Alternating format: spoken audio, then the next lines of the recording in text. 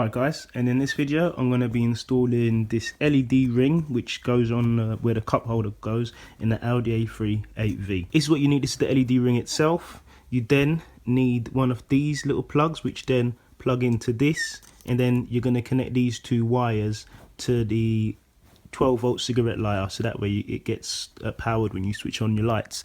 Your wire will originally come like this, and then it's going to have two ends, so that's one with that bit there, two. All you're going to do, you're going to cut this wire in half, and that's going to be your positive and that's going to be your negative.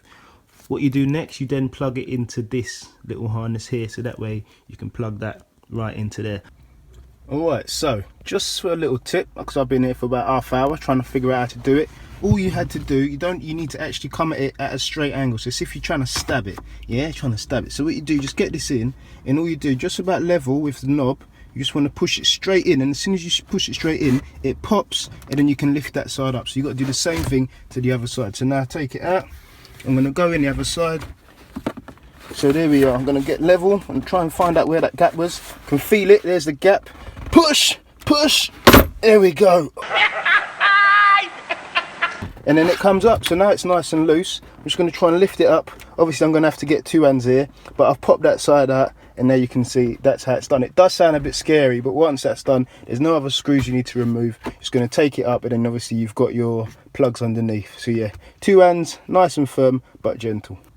So all I did, I pulled up from the back, and as I pulled up from the back, the whole thing came out. So obviously once you pull it up, I'm not going to show you because I don't want to pull it up too high, but underneath here you're going to have some plugs. So I'm going to take these plugs out, and then we'll go from there.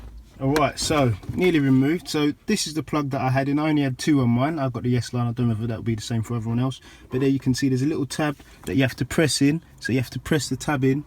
Whoops, where is it? Press the tab in on this side over there, push that little tab down, and then that comes out. And the same with this plug here. There's a tab on the side here. Wait for it to focus. There you go. Push that tab down and it comes out. I don't know how to do it on an automatic, but on the manual you're just gonna have to push this in slightly and pop this little part out. So just like that, as you can see, I'm pushing it in, and then I'm peeling it out, pushing it in, peeling it out, and I'm gonna do the same thing all around, push it in and peel it out.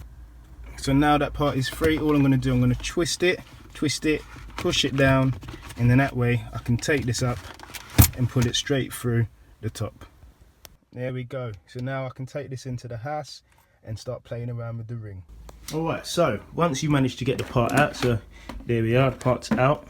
Just place that on the table. There's now these fused bits that need to be like released before you can start taking this part off. So there's one there, that's 1, 2, 3, 4, 5, 6, 7, 8 back here, 9, 10, 11 and 12. This is going to be a time consuming part. The main thing is try and release these parts, so melt it or try and chip it off or cut it. That way you're able to take this part out. Alright, so the method I'm going to go for, I've got my soldering iron there. I'm just going to melt the tops. As you can see, I just melt the top of the plastic, so that way the little tabs that I've got into it and like glued on can just drop out. I'd also advise to use like a wet sponge as well while you're soldering, so that way whenever you get a bit of plastic stuck on the tip, you can just wipe it onto this out of there. I'm just going to do these 4. So yeah, I've done these 4, 1, 2, 3, 4.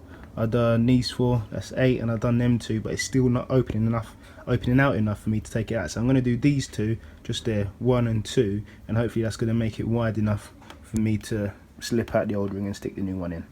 So a tip here when you're using the soldering iron to melt through, you don't want to push down too far, because then you don't want to actually melt through the actual like layer here and then melt through the top one. So just push down hard enough to melt this area here. Once that area is melted, then you know to move on to the next one. So now as you can see, I'll show you from this direction, you can now see I can now lift it up enough for me to take out this old ring. As you can see on the ring here, there's a hole in that part, and on that part in here, if I can show you, you can see there is a little hole. So there's a little hole there, that's the part. So this part goes over here towards the top of the unit. So it's up to you. You've got your two options. You can either glue in between here and stick it together, or you can try and mate these two areas back together, so you can glue that part that's hard and then just try and melt it round, so that way you're pushing the glue back in there to hold it, or you can just use whatever you want. The main thing is to make sure it's tight so it doesn't start rattling. So what I used a bit of this. This is just normal super glue, 7 gram. Yeah, so just used that and I just glued it, stuck some glue back in the areas where I popped those bits out, and so now I'm just leaving it there to rest for a bit. I did squeeze it together when I did glue in these areas here, so now it's all nice and firm. I'll give that 5-10 minutes. Next, what you want to do after that is sort out your plug. Alright, so as you can see here, I've got my connector there with my wire, and then I've got 2 wires I prepared myself. The reason why I made it like this and I've used these 2, because I don't want to just tap that directly into the 12-volt circuit. I just want to get a bit of extension on the wire, that way if it is too short it's not pulling and nothing's tugging. I just want it to have a bit of freedom. So again, it's not really that long, it's like a couple of inches that I've stuck on extra wire. Now what I'm going to do, I'm going to just intertwine these 2 cables, stick a bit of heat shrink around it. Alright, so now we're all good on that end. All I'm going to do now, I'm just going to plug this part in, so that part goes in, nice click, that goes in. So now I've got my long enough wire, which is definitely more than long enough, but I will bring my wire cutters in the car in case I need to cut it a bit shorter on the rev, and I've got this one there. So next what you want to do, you obviously move this charger cable out of the way.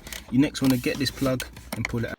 So over here you can see 3 wires. You've got your brown, you've got your grey, you've got your red. Your red is your power, which means you can charge your phone or whatever. The grey is the light 12 volt, so that's what you need to tap into, and the brown is obviously your earth. If you haven't got auto headlights, put it in 0. If you have, still put it in 0, so that way it's not sending any power to the cigarette lighter. Make sure your keys are not in the ignition.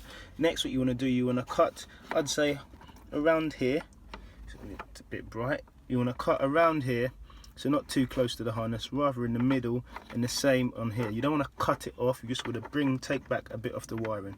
So as you can see, this is what I was talking about. So I've just cut the wire, not directly, but just the plastic, so just the insulation part I've cut off, just to allow me access to both the earth and the light 12 volt.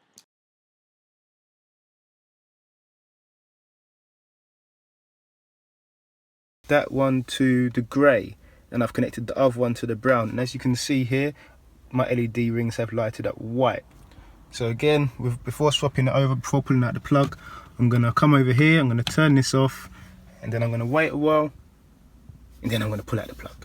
I've also noticed something. I don't know how good the quality of the camera is going to be, but in here there's 2 numbers. So there's number 1 and there's number 2. So the right side, like I said, is number 2 and the left side is number 1.